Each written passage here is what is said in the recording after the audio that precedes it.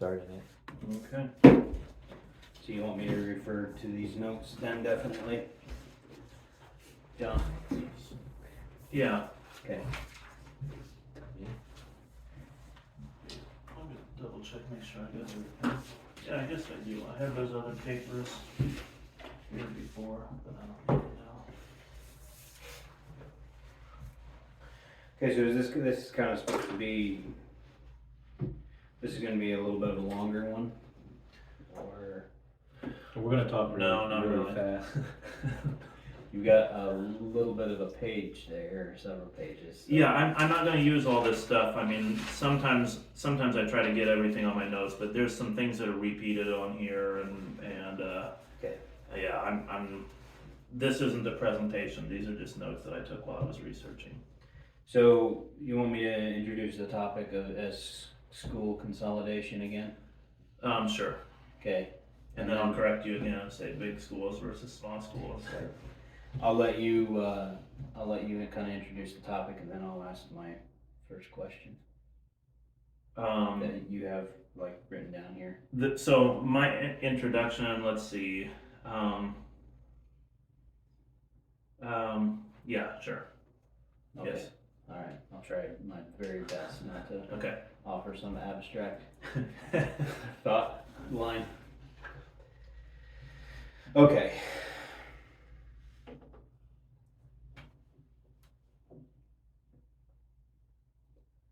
Welcome to the Sacred Life. I'm your host, Aaron Beachy, coming to you again from Higher Ground Fellowship in Kokomo, Indiana. And today we come to you again with another episode in our series on education. And today we're going to be discussing the subject of school consolidation or thereabouts.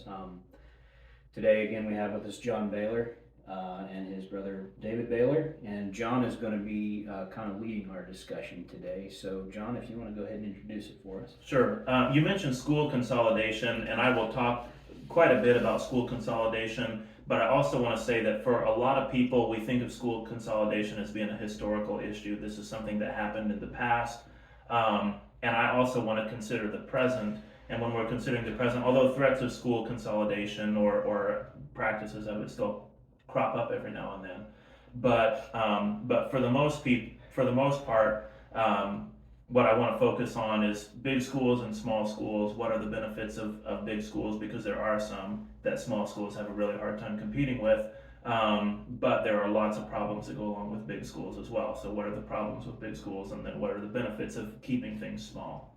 Right. Okay. Well, maybe to start us off here, I kind of heard about this little interesting story that you have about school consolidation. Yes. It's really an amazing story. In 1950, my grandma and her school, the kids at her school, were on the cover of Life magazine, and they went to school in this tiny little town of Onward, Indiana. And we were talking not too long ago about these Northwest Ordinance schools. I mean, it was a tiny school. And in the summer of 1950, the school announced that Onward and Walton were going to combine, and there was still going to be a school in Onward, and there was still going to be a school in Walton, and these were both really small towns. I mean, I don't know what the size of them would have been in 1950, but I don't know. Onward is, I mean, just a few hundred people. It's a very small town. Walton's a little bit bigger than that. But they were still each going to have a school, but the elementary school was going to be in Walton, or in Onward, and they were going to move the 7th through 8th graders to Walton. So that was going to get the high school.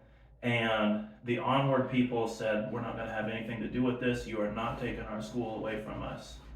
So when the fall came around, the Onward kids just went to Onward school. They didn't go to Walton like they were supposed to. There were a few of them that did, but mostly they just all went to Onward. And this was like, the town had a plan in mind. Like, they had kind of all decided, we are going to Onward. We are not going to lose our school. And this had been consolidated by the state. So, like, officially, there is no Onward High School anymore. And so they had different ways of trying to encourage these onward kids to go to Walton where they were supposed to go to high school. But the big battle became the Walton people wanted to go to Onward and pick up the high school furniture and bring that to Walton so that they could run a high school there. And so they sent a dump truck, and 15 people from Walton came to Onward, and they said, we're here to get the furniture. And the Onward, I mean, they had townspeople. Onward had they had guards stationed outside the school 24 hours a day to keep the Walton people from taking this furniture from them. And so when they showed up with 15 volunteers, the Onward people told them to turn around and go home, and a fist fight broke out. The Walton people retreated without getting any of their furniture. So that's the point when this made the cover of Life magazine, was when this big fight broke out. And Onward continued running their school. They're they had this, it was unaccredited because the state said you don't have a high school anymore. So whatever kind of degree they were going to get or whatever, I mean, good luck doing anything with it. Mm-hmm. I say good luck because you could probably do something with it, but you might need a little luck in order to accomplish that. So a couple weeks later, this is into the middle of October, the state of Indiana sent 67 state troopers to Onward High School to get that furniture and move it out of the school and move it to Walton. And they were under strict orders, don't get in any fights, there's going to be no violence, but do your best to get in there and get that furniture and move it to the other school. When the state troopers showed up, Onward School was surrounded by tractors that were roped together and a whole bunch of citizens standing outside the school. And so the state troopers showed up, but they were trying to avoid violence, and they wound up retreating and didn't get the furniture. And Onward ran their own school for the entire school year, and the kids, they graduated at the end of the school year in 1951. And then their teachers weren't being paid, their high school teachers weren't being paid by the state, so they would have fish fries and different fundraisers and things to pay for their teachers to run their own illegal school. I'm wondering how many people from Walton came to the fish fry. Well, it's a fish fry, it's not too far. Yeah. So I mean, just really crazy story. Things broke down for them after that. They couldn't didn't have quite the willpower to keep things going. This little town running all these fish fries to pay for their teachers and everything. So after 1951, they went ahead and went along with the high school, sent the kids to Walton to high school. Now, if you fast forward a few years, at that time, Onward kept an elementary school, Walton kept the high school. Now, we might look at this story and think what were these people thinking, getting into fistfights? They had a school, it was in Walton. They could have just gone to Walton and everything would have been fine for them. No big deal. What were these small town hicks or whatever? There's a little bit of that, I think, in the Life magazine kind of attitude. Not a lot, but maybe just a little bit of that. Yeah. But when you go down a few years into the future, eventually Walton had the high school, they kept the high school. Walton still has a high school right now, Lewis Cass High School. Onward has not had a school for many, many years. They lost their school, and today Walton is a pretty small town, but you drive through there, they've got banks, they got an ice cream place, they got a pizza place, they got the dog shed, the gas stations, all kinds of businesses in Walton. So it's a very small town, but there's a lot going on there. Yeah. And if you drive through Walton, then you just think, I want to get out of here. You mean Onward? Yes, yeah, Onward. You drive through Onward, the place that lost their school, then you think, I do not want to be here. Yeah. And now you can kind of look back on it and realize that those people who were fighting to keep their school, they knew exactly what they were fighting for. They knew exactly what it would mean to lose that school. They knew that this would be the death of their community. And in the end, that's what it was. Yeah. And as you say that, I think of multiple little towns that I know of that the very same thing has happened to. There's a little town, I think it's, is it Bennett? Not Bennett Switch. I can't think of the name right now. It's eluding my mind. But maybe Miami. Miami. Yeah. It is Miami. Yeah. Miami is the one we're talking about. My dad and probably your dad played basketball at the Miami gym when I was a very young kid. Yeah. Very few little memories. Yeah. I drove through there a couple of weeks ago, and the old gym is roped off. There's signs in the windows. I imagine it's Yeah, well, their roof is caved in there. Yeah. And it's not just a school, but you drive through the town. It's a very poor town. It's where they used to have a grocery store. Like the whole building is swallowed up by vines. Like that, nobody's ever going to renovate that place and put another grocery store in there. The town is done. right. Right. And that goes along with losing the school. Yeah, like there's these like this might be hard to understand why losing a school would have that impact on a small community. Well, it's like because the school is the anchor of the community. Like you talked about basketball, like 1950s Indiana basketball was a major social event. Well, that's sort of part of the story. There was this guy, the guy's name was Turner, and I can't remember exactly what his position was, but he was on the school board or something. He was one of the Walton people, and he was interviewed in the Life magazine article, and he said they just are mad because they're going to lose their basketball team, which seems like a flippant thing to say, but actually in 1950, like a basketball team meant a lot. You didn't want to lose it. Well, so that's actually kind of interesting because where my mind is going with this, in our previous discussion, we tried to have this discussion once before and it kind of got aborted in favor of another, but that was the function of the church in education. But like, there's actually a relationship here. So like in 1800s, early 1900s, Indiana, the anchor of a small community is the school. Yeah. Mm-hmm. Now, if you go back a couple hundred years to a village in Europe, Yeah, the anchor of a small community is actually the church. Yeah. Now, how that all plays out, How that all happened. Yeah. Well, let's not try to trace that all right yeah, now. right. But I just think that like that's interesting It is because interesting, because we're talking about a subject of large versus small schools. Like this also applies to the church. This consolidation. So like this centralization of things is the death of traditional communities.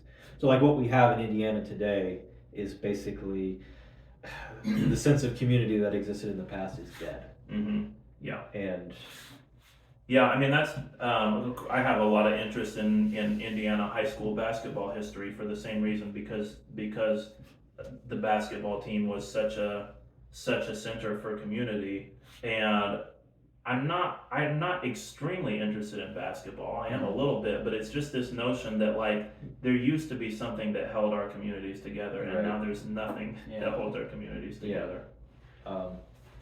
I will mention also, just on the same note, this is just another way of looking at the same thing, but I've got a friend who's a realtor who several years ago, I mean, I guess he wasn't a realtor when he told me this, but he said he noticed that sometimes you'll drive through a little town and, some of them are just dry up and nothing going on there, and some of them are still pretty vibrant, and he said, I've noticed that the difference is the school.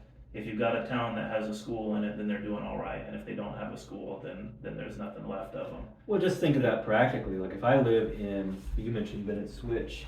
I mean, Bennett Switch is a town that still exists, but there's nothing there. It's just a place where people live. Right. Like, what is there to actually bring a community like that together? Right. If I live in Walton has a school. That's actually something. Like you live in Galveston. I guess because Galveston doesn't have a school anymore. No, not exactly. We've got a polytechnic school, but they lost the elementary school. Right. So the polytechnic, you can't really form a community around that. Right, and been like Galveston during the course of our life and before is like a town that has been disintegrating. Mm-hmm. They used to have a high school. They Moved it to Walton. moved to it got absorbed by Walton. Yeah. So like that town is just Walton is the villain in this story. yeah. The right. Walton Wars. This is like the moral of the story is stay away from Walton. Watch out. But yeah, so it's like the thing that anchors a community together has just been absorbed by something else. Yeah. And like this is also a phenomenon that's occurring in the church. Yeah, right. And so our topic, of course, is school consolidation. Like when these little towns lose their schools, it's because they're being absorbed. It's because there's consolidation taking place, and that consolidation is like strangling out the little people. So this goes to our next question: what is the history of consolidation? And David, you kind of brought that into the idea of the church. You know, we could parallel this discussion a little bit and say, and I don't want to sabotage our topic of conversation, but just this idea of school consolidation. We saw something like school consolidation. You know, we'll get into the history of that. You'll give us a history of it and when it started and things like that. But I can kind of see that nowadays too with the church and the way people approach church is it's kind of consolidating to all these really big groups and everything. It's very similar. I mean, like when you get a gigantic church that pops up in the middle of a town, or somewhere in a big city, then it will swallow up all these little churches, and those places will still be there, but they're sort of like onward, you know. I mean, they're like, there's nothing really left to this church. Right. There's some elderly people there that are too old to find a true home somewhere else, and so they stay there in that church, but everybody else is left. Yeah. And I mean, it's very sad for those churches. And then meanwhile, you get this big church with the strong central leadership, where the people in our discussion we had before about hierarchy, I said when you have somebody that's in a position of power and you have people that are underneath him, he's not just enforcing his will on those people, but they're like pushing their vision up to them. But when the system gets too big, the people can no longer push their vision up to the leadership. And in a sense, what that means is they no longer have a responsibility to make this whole system good. So in a big church, it's like the little people in a big church no longer have any kind of responsibility. They don't take an active role. Like they're not living out the Christian faith by being present in the church. Yeah, but not only that, like what happens, this happens in a school, this happens in a church, is in order to stand out from the crowd, you've got to be louder in some way. So like if I'm looking at a church, like if I don't want to be just one of these little people, I want to be one of the important people. So that means I need to be doing all these things. I need to be putting myself in a position where people see me. You know, I need to be going on these missions, taking part in these evangelistic activities. I need to be doing all these things to draw attention to myself, basically. But I don't look at it that way. Like it's like this is what I need to do to be a good Christian. But it's like that's not how it works in an actual healthy system. That if I'm in an actual healthy system, instead what I need to be doing is participating in the life of that community. Yeah. And like that's like I don't have any responsibility to be participating if there's 1,000 people at my church. Yeah, so you'll have the same thing. I like to keep the conversation focused on schools as much as we can, and sort of bring in some of the spiritual applications as we get through the basic topic. Just because I know there will be people who will be interested in the education part who won't be as interested in some of the other things. But you have that issue in a school as well, where if you have a large school that's consolidated, you now have lots of teachers. That means most of the teachers there don't have a voice. Most of the teachers don't really play that big of a role in shaping the school and the culture of the school, because there are just too many of them. Yeah. And so when it comes time for like, okay, let's have our staff meeting and let's talk about what's on the agenda and what's new in the school and all that, then you got dozens of teachers in the room together. You're just probably not going to say anything. You're probably not going to contribute. But the person who does contribute is just going to be the loudmouth, narcissist. Right. And that's kind of where I was going with that is, so now what you have in the school is the way the little people have of influencing the school is through the school board and through school board meetings. And the only people that are going to have an influence are going to be the loud people. Right. So like I think of, there are a lot of loud people right now resisting things that are going on in public school. Mm-hmm. And like in some ways that's good, but the fact of the matter is they're actually not representative of the little people. Yeah, right. And there, we've talked about this idea before. Those people that are resisting problems in the school are they're fighting an ideological war. Right. And I mean, there are times when you're going to be sympathetic toward the person that's fighting that war, but I mean, there are times when that person's going to be addressing real problems, but it still brings a spirit of contention to things. Right. Which, I mean, maybe you need it sometimes, but that becomes like the character of public school culture is contention. Well, yeah, that's like when an organization gets too big, it has to become by nature political. Yeah. So like that's true of the history of the church, that's true of school consolidation, that's true of your government. So That if things aren't so big, then it's like politics just kind of isn't as Takes important. over, yeah. Okay, politics. I'll answer the question that we had a while back about history of school Yeah, consolidation. I was gonna say. I'll be sort of brief on this, but this idea of things becoming political is actually part of the purpose of school consolidation. It's like we bring all these forces together, all these schools together into one, so that it can serve a political purpose, and not so that it can serve the local community exactly. Although there are some positive things that people hope for when they consolidate schools. We'll talk about that a little bit as well. What are the pros and cons of it? Like I said, I'll be sort of brief with the history of school consolidation. This starts a little bit later, from what I can tell from the research, than some of these other trends in education.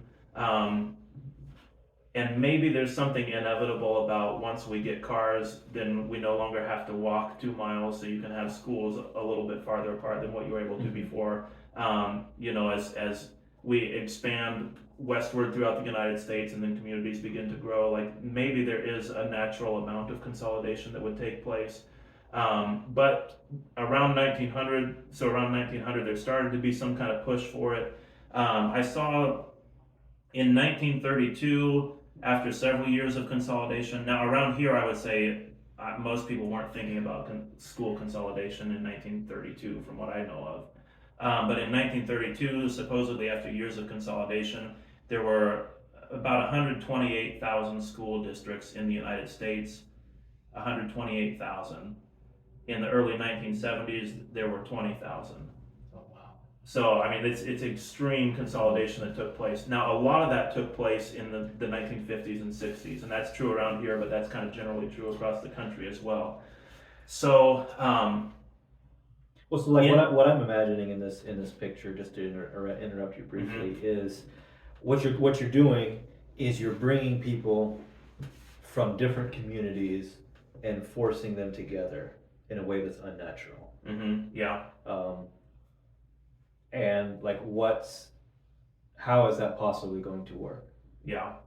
Well, I mean, we're paying for it. Now, this topic is very interesting to me because the more I research this, we talked about grades, we talked about homework, we've talked about sort of the Bible and prayer in school, or like the religious element of public education. And I've got a lot of other topics in education that I would like to address as well through the series. Yeah. But when I look at this, then I think, man, it all ties into this.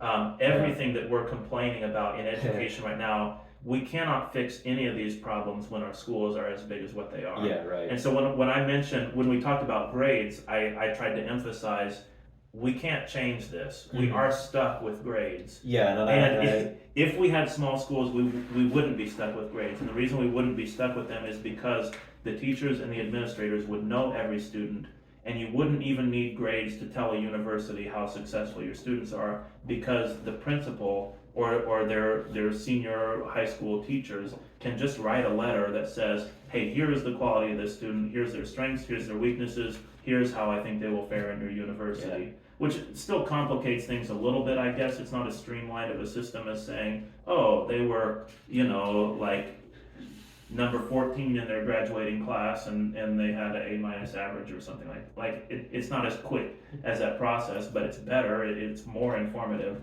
Anyways, you wouldn't need to mess with grades, and you certainly wouldn't need to make grades the centerpiece of education if you had small schools where teachers knew their students and administrators knew the students. When, like I've pointed out already, that like the greatest minds in the history of human civilization, basically, like the greatest, at least the greatest minds in the history of the modern world were all educated in tiny one-room village schools. Yeah, right. In the late 1800s, Yeah. basically. Yeah, I mentioned the grades just as one example of okay, there are some problems associated with grades, and we can't get rid of grades, but if we had small schools, we could. Right. And any other thing in education that we do that has problems associated with it, then it's you know what, if we had small schools, we could just cut this problem out. And homework is the same thing, and I'm not totally opposed to homework, but if you have a small school where a teacher will say knows the mind of each student, then I don't need to assign homework. I can speak to that student. I can talk to you about your interest in the subject matter and help you develop your own personal interest and perspective on it. And you can go home and learn about it on your own without me forcing you to. Mm-hmm. And it's I can't do that in a big system, but I can have that kind of a relationship, that kind of motivational relationship with a student if I'm in a small system.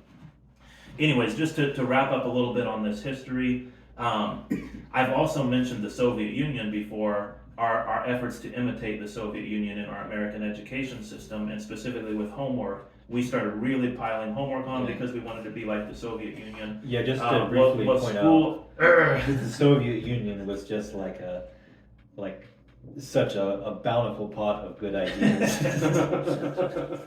So, and I don't have that good of a beat on how big schools were. I did a little bit of research into Soviet education, trying to get an answer to this, but I don't have a good sense of the size of schools in the Soviet Union. But I would imagine they were as big as they could possibly make. Right, because that was their approach to Yeah, everything. They probably had whole cities that were nothing but one large school.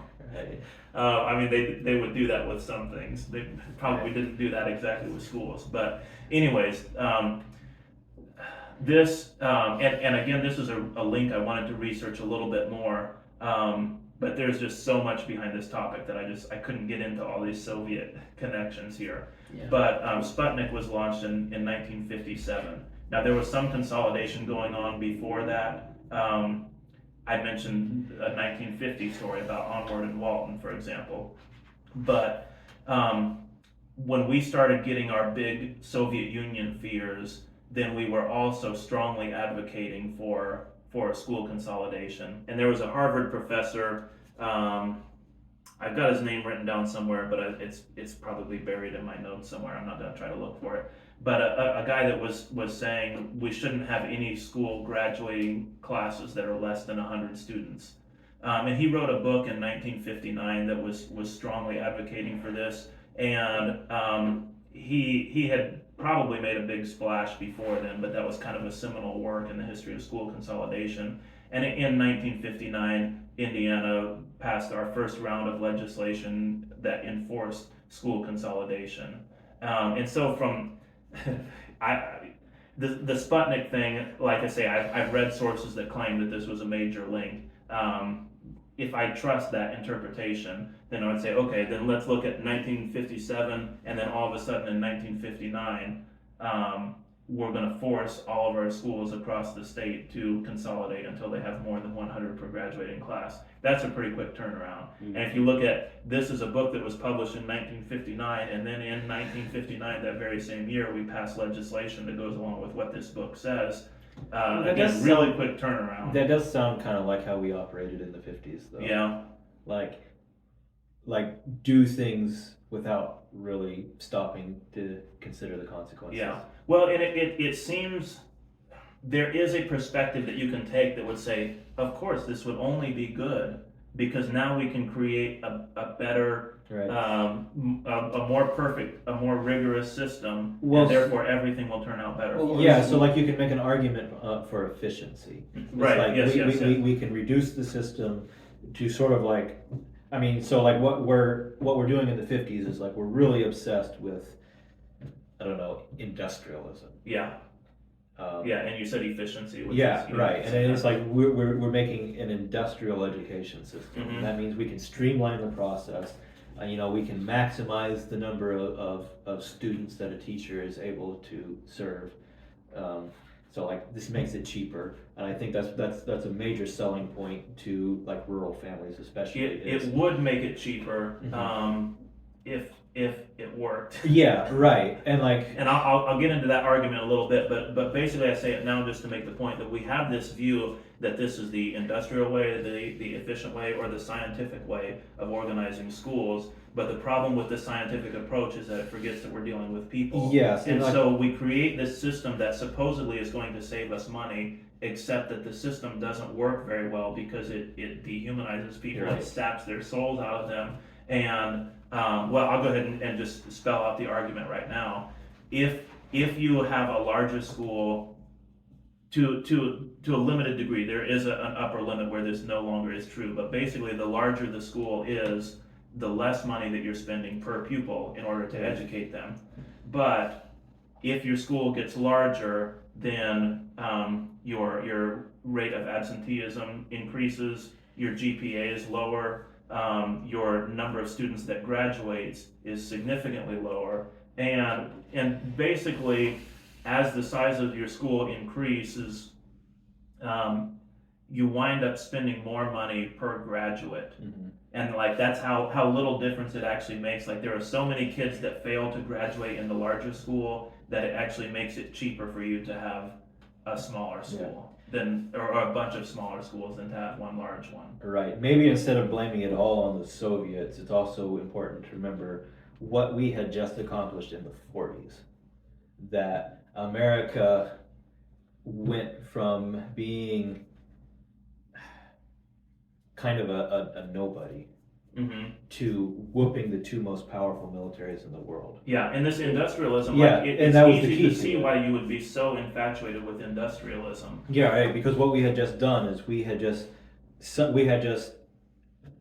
like this incredible act of taking the potential of the American industrial machine Yeah, right. and consolidating. I mean, once you get Henry Ford's assembly line, then like Mhm. why would you not do this in schools? Yeah. I mean, it just seems so obvious. Like in retrospect, it's easy to say, well, because it won't work because these are not cars. Yeah, but thinking Throw the kids on the assembly Yeah, line. right.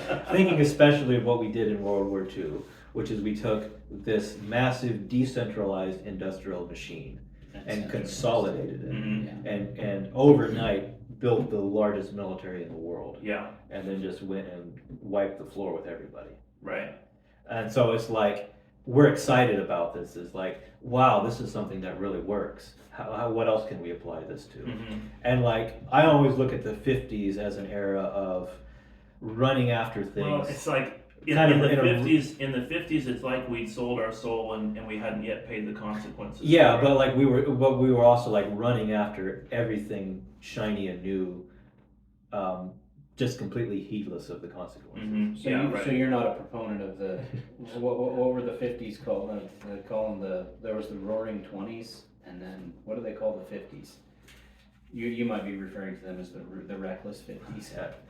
So let's get into a little bit. Like we've kind of been alluding to this with all these things that we're saying, but some direct pros and direct cons of big and small schools. Okay, yeah, so we mentioned the financial aspect of it, that it appears to be that when you have a bigger school, it's going to cost less money. But as a general tendency, more kids are going to fail, and you're winding up, you're wasting money on all those kids. You spent a lot of money to get them, through their sophomore year of high school, and then they dropped out. And now that they've dropped out of high school, their career earnings are affected for the rest of their lives, which hurts your local economy, and they're more likely to become delinquents and criminals, and like the rest of their lives will be a detriment to society. Yeah. So, I mean, that's all an economic drain. So even if you're just turning this into strictly financial terms, you're not doing things cheaply when you're creating criminals. Well, And- I mean, if you want some direct evidence of that, I believe the state of Indiana, the budget every year, I believe like around 52% of it is spent directly on the education budget in the state. yeah, Like that's absurd. yeah, When right. we're getting the results that we're getting. Indiana also has a problem, especially in its big cities, has a major crime problem, and also a major drug problem. Mm-hmm. And like a lot of the drug problem in the state of Indiana is directly related to the death of the communities. Yeah. So right, right. a lot of these small towns that exist are ghost towns, and all the kids are on drugs. Mm-hmm. Yeah. And like meth labs, Mm-hmm. and Right. all of these problems that are associated with just death Yeah. of the community. Yeah, that's true. I mean, a lot of the research that I'll reference is going to be based on the effect that school consolidation has on individuals, but there is more than just individuals at stake. There is communities that are at stake as well, Right. and that's part of the consequences of that communities pay. And of course, once a community pays those consequences, it's going to trickle down to all the individuals that live there. Yeah, it's like inner city schools. The term inner city school in America, just like notorious, or like synonymous with violent and dysfunctional. Right, and they don't have to be. I mean, if you, I'm going to reference again. I'm not going to cite a bunch of sources. I read this off a bunch of places, and I'm just trying to, consolidate. Well, Get all my information together on one page here.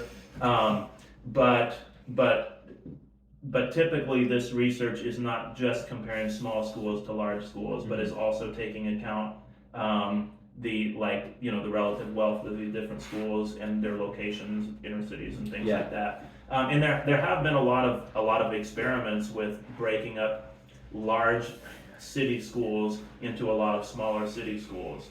And when they do that, then they get all the benefits of being small schools, basically, which does include less drug use and less crime. Of course, it has those academic things that I kind of referenced earlier, which the biggest factor there is more of those kids are going to graduate. The biggest benefit really, or the biggest academic difference between the large school and the small school is among the kids who are in poverty. Right. Well, so to demonstrate to your point. What that means, I mean, if you're interested in equity and if you're interested in helping out the poor, then small schools are what you want. Yeah. There are some ways. I'll get to the good things about large schools are especially good for your best kids. Right. And those are some things that small schools have a weakness in. But when it comes to reaching the average person and the below average person and the person with learning disabilities, even though the small school is not as able to provide like special supports and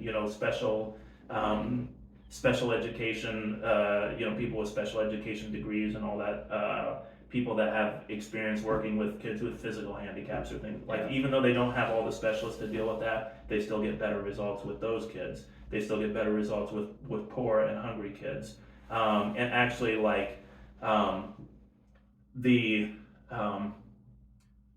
there still is a difference in achievement between the poor kids and the wealthier kids in small schools, but the poor kids in a small school, on average, do better than like the middle class kids in a big school. Yeah.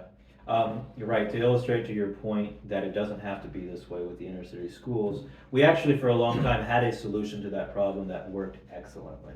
And I mentioned it in a previous conversation. It was the Augustinian schools in medieval cities. The purpose of the Augustinian schools was specifically to educate the children of the poor families who didn't have the resources to have their children properly educated. Mm-hmm.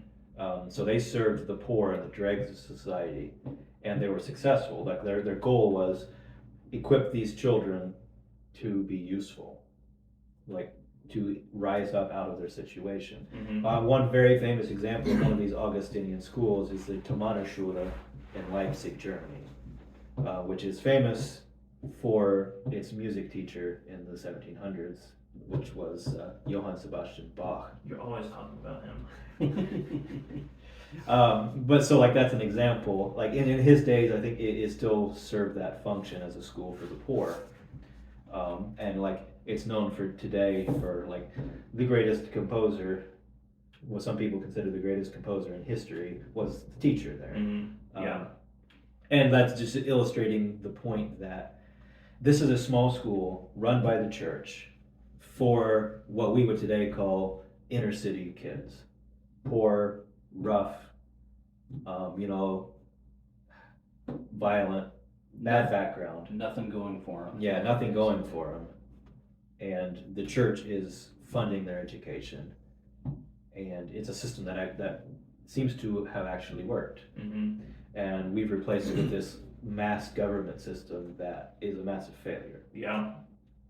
I didn't include this in my history, but all this school consolidation, it sort of culminates in I think it's 1980 when the Federal Department of Education is formed. There was a similar department at one time or that preceded it, but like now we can get all these education mandates from on high, from the federal level, which we didn't do that before, and it's just more of this top down power, and that power would have been impossible in a more decentralized system. Like you wouldn't have had a Department of Education, you wouldn't have had a need for it, you wouldn't have had a dream of having it in a more decentralized society, right? Or a more decentralized school system. Okay, I want to touch on a couple other issues. So the thing, it looks like you're going to be able to save money with big schools, but then that's like it doesn't come to fruition. Right. It looks like you're going to have more programs and more opportunities, more extracurriculars that students can be involved in after school, which you do. You do have more sports teams, you do have more clubs at larger schools, but a smaller percentage of students will participate in them. So actually, in like per student terms, you're providing fewer opportunities, even though on paper it looks like there's more. The kids are less involved, and so you're helping fewer kids with your opportunities at the big school. Right. So it's like your football team is going to be a better football team as a whole, arguably, but a lot of kids that would have played football in a smaller school are not going to have that opportunity. Right, but the thing is that, like, in theory, if you can't play football, go do something else. Maybe you're not good enough to be on any of the sports teams because it's a big school. Yeah, but what if you... But there could be some club that you could participate, or there could be even some, like, intramural sports that you could be a part of. But you're just not going to do it. Like, right. You're not going to be as involved in that community. And so instead of finding a different club, the most likely thing is that you're not going to do anything at all. Yeah. So, but like, what if you live in Texas or Alabama, and high school football is like a major part of your culture, and you're relegating it to just like the absolute elite? Or what if you live in Indiana and it's that case with basketball, and you're just relegating it to the absolute elite? Yeah, right. It has been the death of basketball. Yes, it has been. Right, right.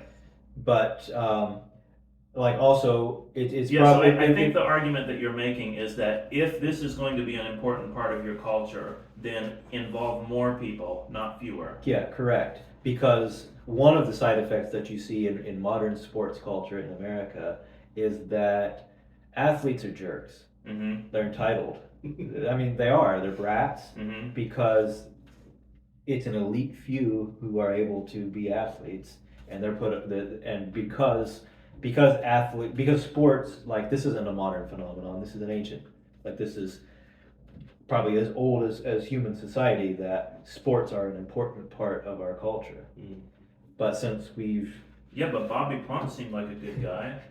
The guy that won, I mean, he was the star player on the Milan team that was the smallest ever team to win a state basketball tournament. I mean, just more of a like salt of the earth kind of guy than what you think of a modern athlete as being.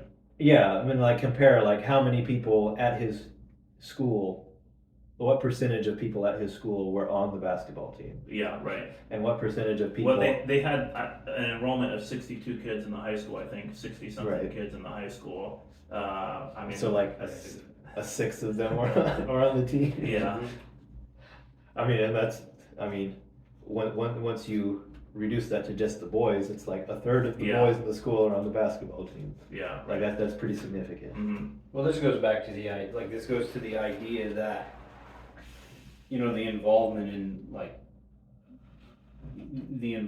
in the sport is about something bigger than just being involved in the sport and just having absolute success at it. Mhm. Like, if you were, you know, like we talk about the old stories of small teams winning on the big stage. You know, it's like this miracle or whatever.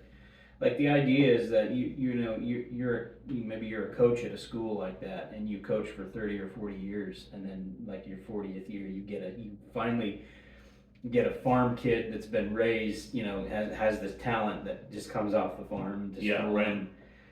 but you know that your success as a coach is not dictated by just that one success with that one kid. There's something more important going Mhm. on. yeah. Like, that's kind of the idea.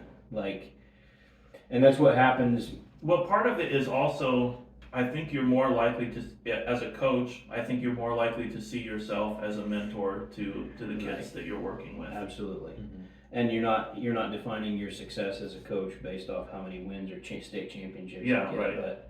But that's one thing that I've seen. Like, I've had the experience of coaching 12 and under basketball for a few years, and that's one of the things that I noticed. And this was in a homeschooling leagues.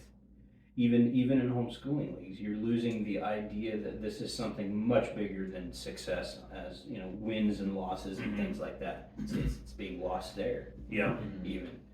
And you know, this relates this is a very good picture of one of the cons of consolidation in schools and things. Like, Well, like I think it's essentially the same idea as the death of the community.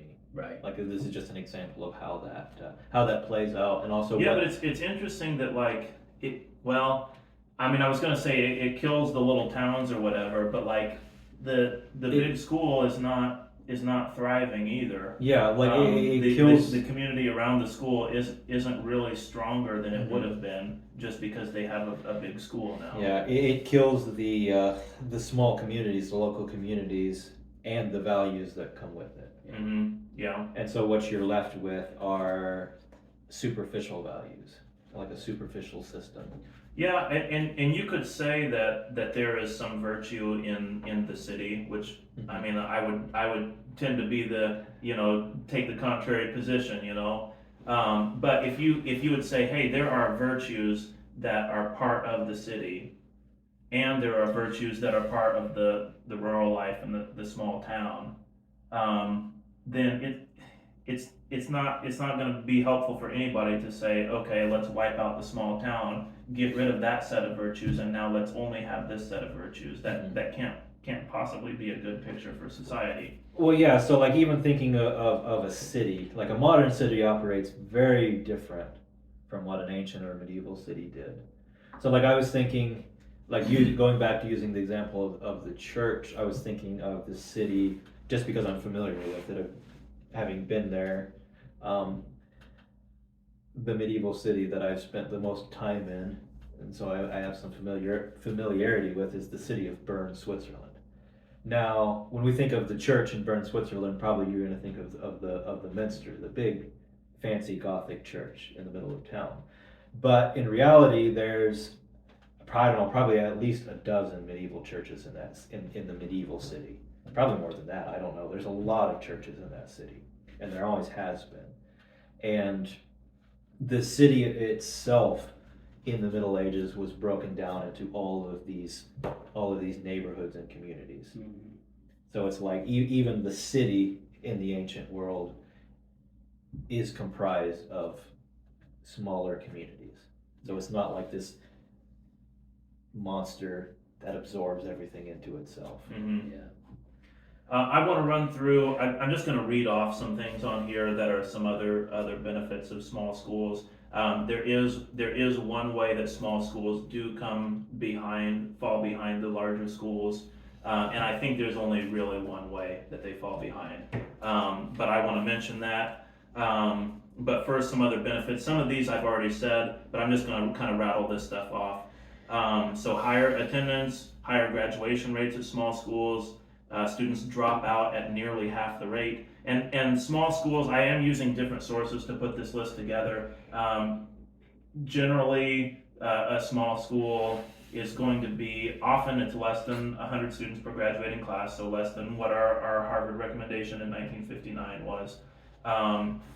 Some of these studies will be referring to less than 150 or so, and some of them might be even a little bit larger than that. So maybe less than 300 in some cases. So the definition of small school is going to sort of change a little bit from one study to another. But that's to give you some ideas. For me, 300 students per graduating class still seems pretty big, and in part that seems big based on like Dunbar's number and psychology research. Like you can understand about a group of about 120 people in a community. You can understand how everybody relates to everybody else. But larger than that, you can't. You lose that ability. The number increases exponentially of relationships that each person has. So to me, once you pass that number, then you're getting pretty big. My graduating class was in the 130s. I mean, it fluctuated a little bit through the year, so I don't know the exact number, how many were in the class my senior year. I'm not positive, but mid 130s probably.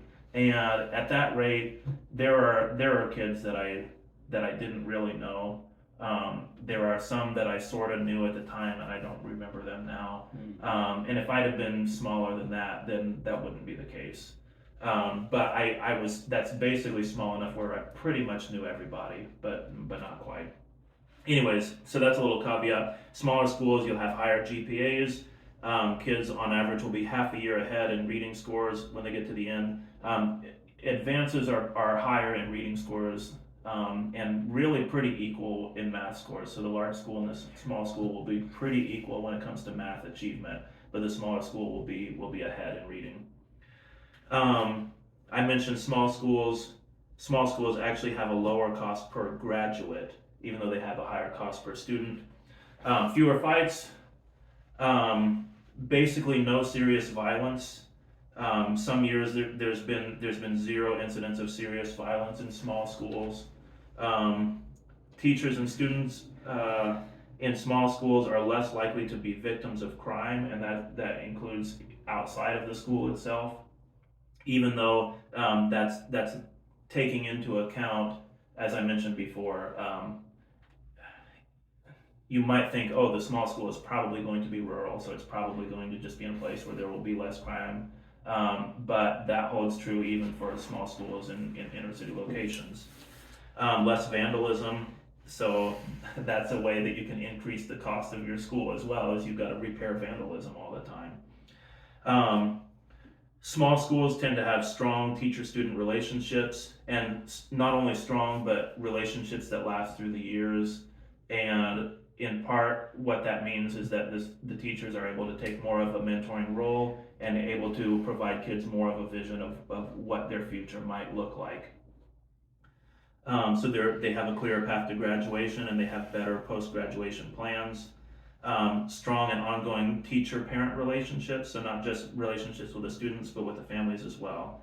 Smaller administrative structures, and that means, and this is what I was getting at this idea when I was talking about hierarchy in a different discussion of ours, but teachers are more involved in the decision-making and problem-solving process within the school, and therefore teachers have a greater sense of efficacy, and they're more satisfied with their jobs. Teachers that move from large schools to small schools often say things like, I remembered when I came here, I remembered why I got into teaching. So they're so much more satisfied with their job, and a lot of that has to do with they are able to have better relationships with their students because there aren't hundreds of them. Students feel more connected to the school community, and they feel more connected to the world outside of the school. It's easier to develop a positive school culture. I sort of mentioned this already, way higher teacher satisfaction. Teachers expect more of their students in smaller schools. And so that goes back to that thing with the kids in poverty and the kids that are struggling in school. They're going to do way better, and partly it's because there's an adult in their life that expects something of them. Whereas in a big school, the teacher, you just don't have the emotional resources to have high expectations for your kids. Like, I mean, you're just overwhelmed as a teacher when you've got lots and lots of students. You can't invest personally in their success. And you can't, I mean, you can say to somebody, I expect you to do well on this. But I mean, you can't actually mean it. The larger the school, the smaller percentage of students that participate in extracurriculars and social events. I mentioned that already. That's not just clubs and sports, but like other social activities that are going on as well. So you're more likely to be alienated and lonely in a large school than in a small school. And then inequality. One study found groups of less affluent students at small schools outperformed more affluent students at large schools, and that's on average. So lots and lots of benefits of small schools, and I keep saying there's one area where small schools fall behind, and that refers to the best students, or it might be the best athletes or whatever. If you are that elite level football player, then it is better for you as a football player, at least. It's better for you to be at a large school where you can face the greatest competition, where you can be on a great team. And academically, it's going to be the same thing. If you're a really great academic student, it is better for you academically to be at the large school because you're going to be able to take more advanced classes. You're going to have opportunities to be around more academically advanced peers, and you can kind of challenge each other and have this little mini nerd culture, at your school that's harder for you to pull off at a smaller school. And I was very careful in phrasing that to say, if you're a football player, it's going to be better for you as a football player to be at a large school, because probably it's not better for you as a person. Well, not necessarily. I mean, like, that's why I make that distinction, right. because it could be worse. I don't want to come out and make that statement quite as strongly, but I'll use the academic student as an example. Okay, if you're the great academic student, it's better for you as an academic person to be at the large school, but at a small school, you might have been on the football team also. Right. You might have got that experience and that benefit that now you're missing out on. Mm-hmm. So there is a little bit of a trade-off. So that's not a total win for the large school, but that is the one advantage as the large school that the small school can't really compete with. Well, so that's we can help our best students to go farther, and so like the one area of testing where large schools will do better is that they'll get better scores on AP tests, which is for the advanced students that are, they pass the test and then they get college credit for the class. So when you're testing only the advanced students, then the advanced students do better at the large school. So like what popped into my mind is like our like antisocial, unathletic nerds a product of large schools? Because like I'm thinking of like, for example, Isaac Newton, who if we would put him in today, we'd think like, oh, this guy's a total nerd. Mm-hmm. It's like, no, he was a bully and he beat people up. Like he was a physical specimen. Like, I mean, yeah, he had social problems, but Yeah. But like thinking of all these people from the past as like, they like these great inventors and these great scientists and these great minds, like they weren't dorks. Mm-hmm. Yeah, right. And it's like you allow people to kind of shove themselves off into their own box. Yeah, he went to a pretty small school too, incidentally, in Newton. Isaac Newton. Yeah. Or I imagine so in 17th century England. Yeah. I'm particularly interested in the last question we have here.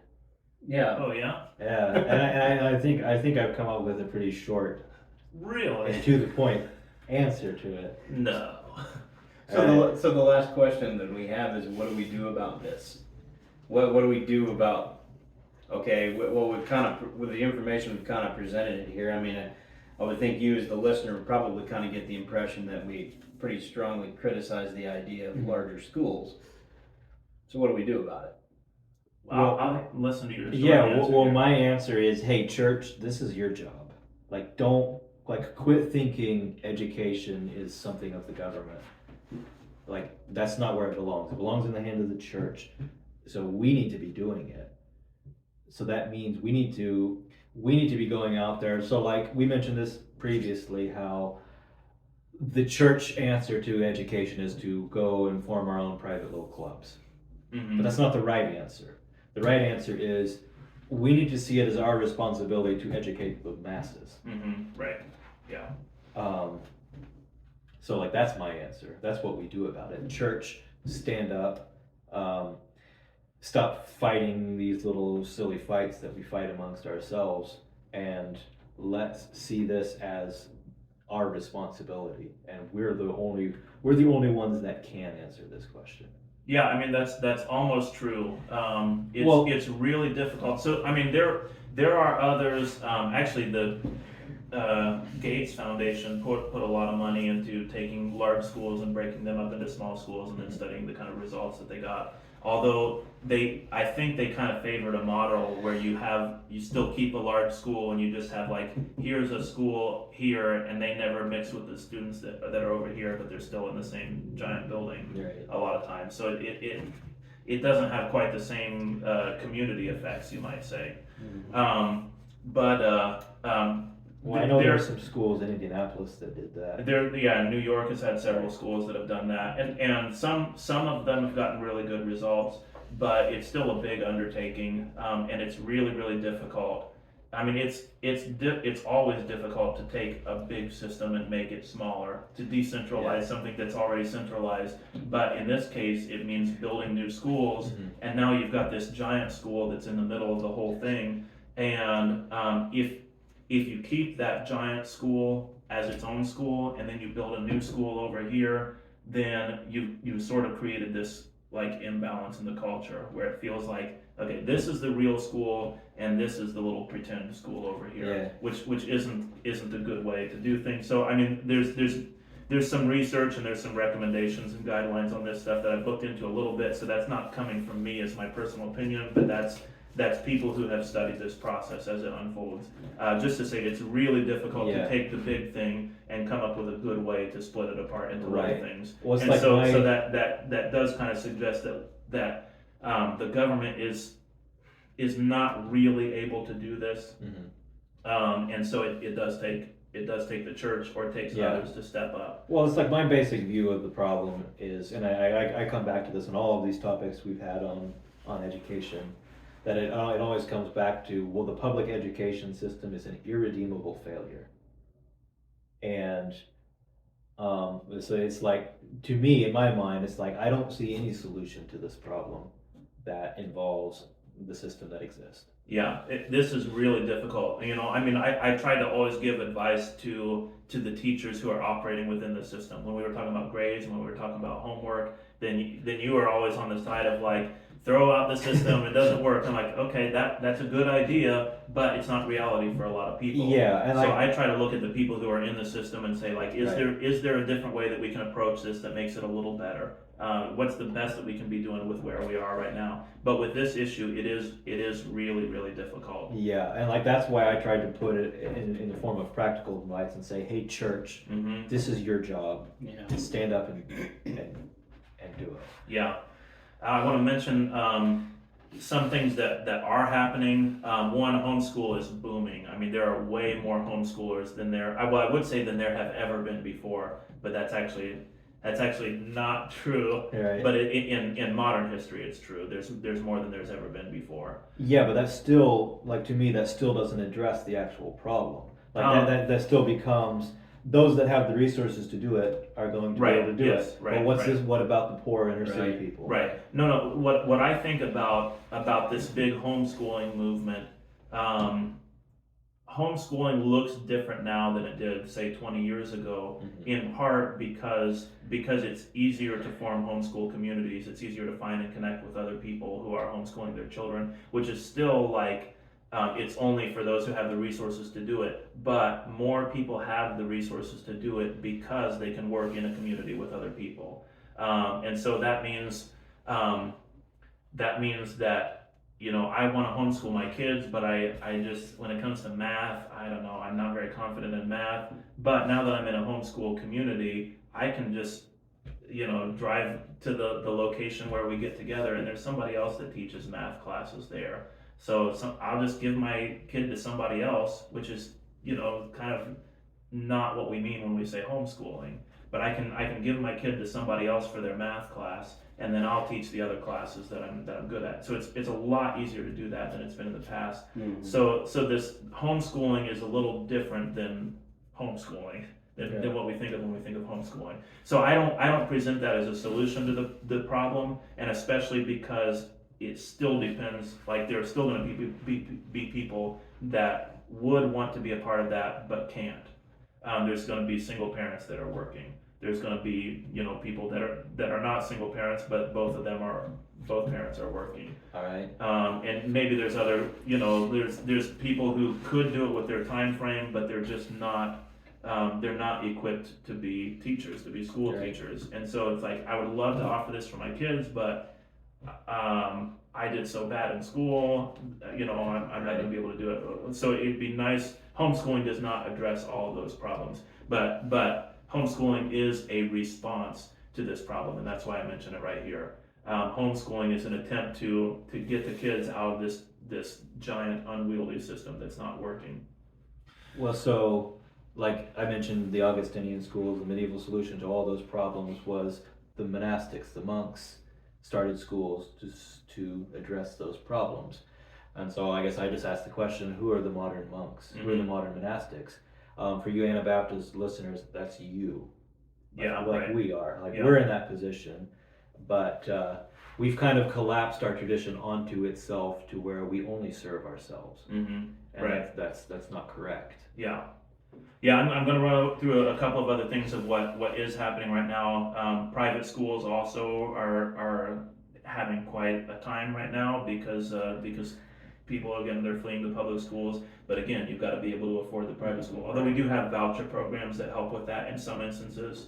Where my daughter was going to school the last couple of years, that we didn't have a voucher program there. So, I mean, they tried to be generous to people with scholarships, so they do try to serve people that don't have enough money to go there. But it's still limited in its ability to reach people that don't have a large number of resources. We have some instances of these Bill Gates style small schools.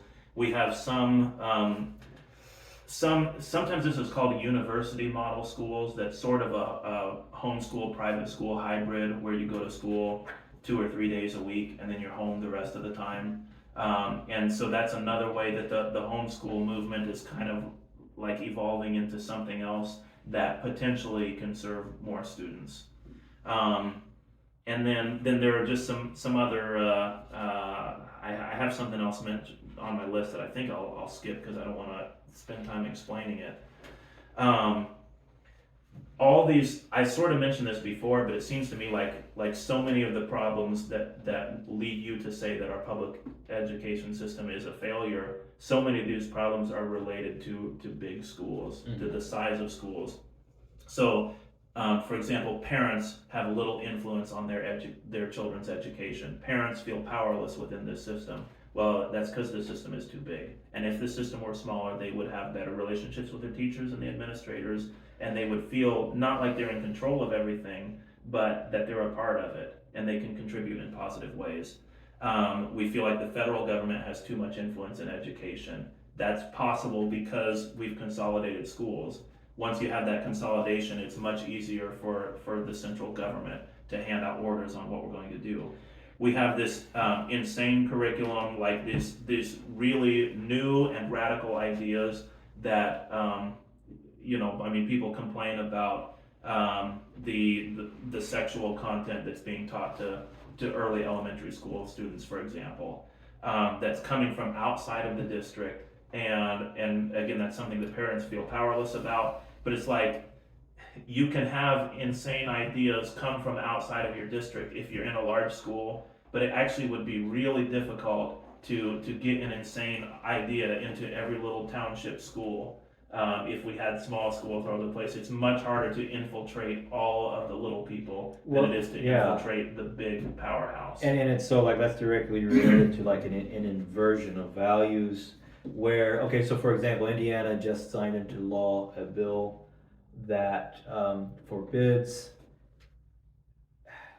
I forget exactly how it does it. I think it requires schools to inform parents if their children want to use other pronouns. And those that are opposed to this bill present it as this is dangerous for those children and forcing something upon them.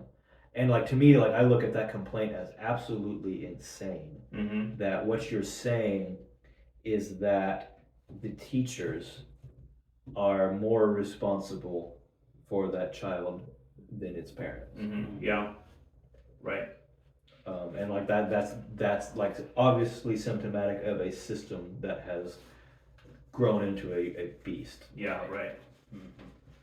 So some other problems in education that are related to consolidation: safety concerns and discipline problems. We've addressed that, but like it's a major concern. When I was teaching in public high school, I mean, like you can't get this thought out of your head that like, okay, somebody might come in tomorrow and shoot up the school. Yeah. Like, I mean, that's not a very likely possibility. It's not something you obsess over as a teacher or anything like that. But there's this sense of like, well, yeah, right. Like, I mean, I really do need to know what I'm going to do if this situation arises. And then now that I'm out of it, I feel this sort of like, man, I'm glad I don't have to worry about that. well, I mean, that's actually a pretty timely thing because one of the schools that you taught at was today evacuated for a bomb threat. Oh, yeah. That was Eastern. Yeah. So, like, That's not a very big school. right. Okay, COVID shutdowns, of course, we can look at that and say, well, that's a thing of the past now, but like all this COVID insanity, large schools could not deal with COVID. The way that schools dealt with it was, I mean, you've already said public schools are a failure in general, but it was an absolute failure. There were so many kids that were failing, who would never have failed if they were having classes in person. Right. And kids are like 2 years